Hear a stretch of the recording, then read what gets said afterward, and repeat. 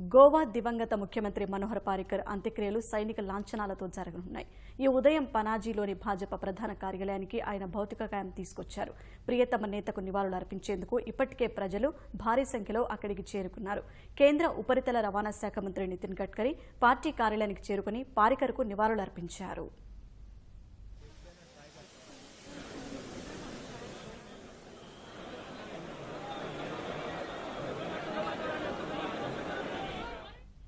Party కార్యాలయంలో ఒక గంట పాటు ఉంచిన అనంతరం ఆయన పార్థివ దేహాన్ని ప్రజల సందర్శనార్థం స్థానిక కళా అకాడమీకి తరలించారు.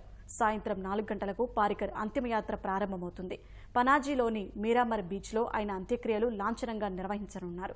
గోవా మొదటి ముఖ్యమంత్రి దయానంద్ బందోద్కర్ స్మారకం పక్కనే పారికర్ అంత్యక్రియలు జరగనున్నాయి.